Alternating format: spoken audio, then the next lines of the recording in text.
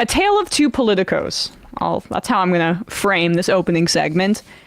In the reporting about the pause that has been agreed upon, at least we hope, by Israel, the United States, and by Hamas through their negotiators in Qatar.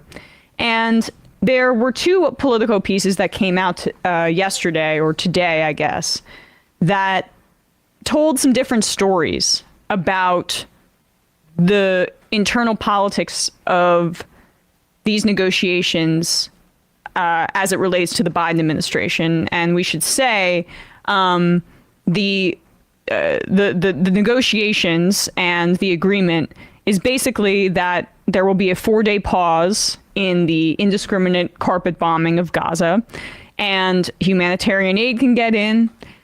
There will hopefully, if this holds, be 50 women and children hostages released by Hamas, and 150 Palestinian prisoners of a 300-person list that was released by Israel will also, if this again goes through, be released as well. And those prisoners, there are thousands of Palestinian prisoners held in Israeli jails, many of them without charge, and many of them indefinitely.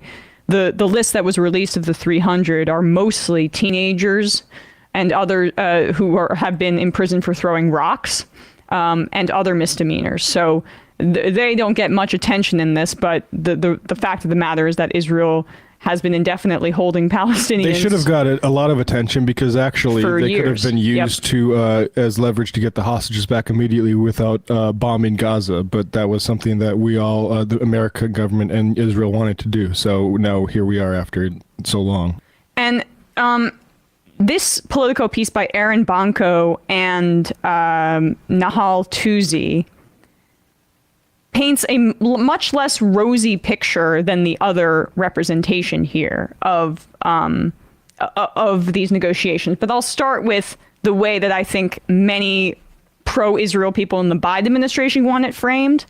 Alexander Ward, Adam Cancron, Jonathan Lemire had a piece saying that the Biden administration officials see proof their strategy is working in hostage deal. So for the Israel hardliners in the administration, they feel like we're going on the right track here, which is insane to me. Some Biden administration officials quietly say the hostage exchange agreement is the clearest signal, yet its strategy towards the Israel-Hamas war is working. Under the breakthrough deal, 50 women and children will be released by Hamas in exchange for 150 Palestinian prisoners. I mentioned it. And then the 4 to 5 day pause will allow the safe transfer and ease the delivery of life-saving aid to suffering Palestinians in Gaza. Again, that doesn't mean that the bombing will end after that pause, and it is still a green light to ethnically cleanse, at the very least, North Gaza, because then the bombing will continue. After there's humanitarian aid and lives saved, these people will not be able to return to their homes ever again. And I do believe that Israel will be moving to annex the entire Gaza Strip as these operations continue. 3 U.S. administration officials said there's no explicit victory lap to take as around 200 hostages will stay behind in Hamas's grasp. And it would be uncouth to celebrate any win after Hamas killed 1,200 people on October 7th, leading to Israel to forcefully respond with a military campaign that the Hamas-led health ministries claim killed more than 1,300 people. Again, these are bureaucrats in Palestine who do this regularly, and the United Nations back these numbers, so I can't stand when they frame it like that. But all suggested President Joe Biden shouldn't shy away from what the policy has accomplished to date. You mean genocide? It's vindication, said one of the officials earlier Tuesday before the deal was finalized, but there's more to do. And this is the money quote that's later on in the piece. The Biden administration insists that Israel has an obligation to defend itself, but should minimize civilian harm in the process. Over recent weeks, the U.S. worked to get 100 aid trucks a day into Gaza from Egypt and is in touch with humanitarian groups on how to further alleviate the suffering of Palestinians in the enclave. You know what would alleviate the suffering is if the bombing would stop permanently. This is outrageous. This is the quote here. But the administration remains wary about Netanyahu's endgame and seeming lack of a plan for what to do once Hamas is defeated. They want to remain naive. Yep. There was no sense that the pause would turn into a lengthier ceasefire, a senior administration official said, and there was some concern in the administration about an unintended consequence of the pause, that it would allow journalists broader access to Gaza and the opportunity to further illuminate the devastation there and turn public opinion on Israel. Remember that Shireen Abu Akleh, according to the IDF spokesperson, was armed with a camera. That is at least some members of the Biden administration speaking to Politico, giving a thumbs up to... They should be speaking to The Hague. Israel's policy of trying to create a blackout in Gaza so war crimes can go undocumented. And then this was the other piece in Politico. And I keep returning to that because when you see things in Politico and you hear administration officials speak to that paper in particular, understand that it's more than, even other more like papers of record like the Washington Post and the New York Times, direct efforts to influence people, get their agenda out there in ways that can sometimes verge on gossipy and a little bit irresponsible sometimes, I think. And you can see that there's clearly a war in the media being waged. We know this also because there are many State Department officials who have made their dissent clear via dissent cables, and they're discussed with this. That first piece, that's not the camp that they're in. But this is really important as well to get out there. The Biden administration has been providing Israel with the location of humanitarian groups in Gaza for weeks to prevent strikes against their facilities. But Israel has continued to hit such sites.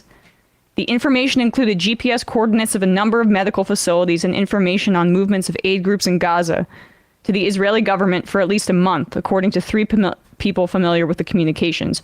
All were granted anonymity because they feared speaking publicly would make it more difficult for aid groups to operate in Gaza. Still, Israel has launched operations against Hamas in or near aid sites, including hospitals, leading to the destruction of buildings and the blocking of fuel and other critical supplies. Among the sites provided to the Israeli government are medical facilities, including Al-Shifa Hospital, parts of which Israeli forces took over on November 15th. So this should not be presumed to be accidental. Yes. Israel doesn't get that. These are. No, this is explicitly saying it's not. Right. The United States is providing them with GPS data, as if that was even necessary, as if Israeli intelligence isn't some of the most well-funded and robust in the world, and they don't have a complete understanding of the geography and the locations of certain groups in Gaza. They export spy technology across the world. Who do you think they test that stuff out on? That's what you're going to hear on Friday if you listen to the Anthony Lowenstein interview, the Palestine Laboratory. That's literally what that's about. So, but that's just proof that the Biden administration is telling them, these are hospitals, these are humanitarian organizations, and they're bombing them anyway. And according to that Politico piece, they've been doing it for weeks. So these are the warring factions within the Biden administration right now. And, this is a glimmer of hope. I don't want to be a Debbie Downer, obviously, and the fact that there is going to be some pause in the bombing, at least if this holds, is a good thing.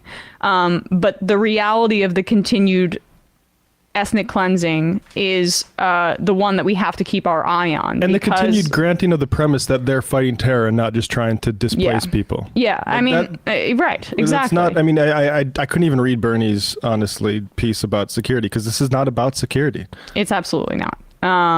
It's about using an attack in Israel as an excuse for what they've been trying to do in slow motion for a long period of time. It's an acceleration. Nakba. Yeah. Nakba 2.0.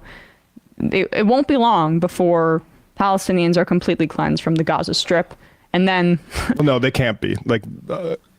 Ultimately, you see these strategies for moving them. No, Gaza, people have to stay. Gaza has to be rebuilt. The world owes it to Gaza. I agree, but I know what Israel wants. Absolutely, yeah.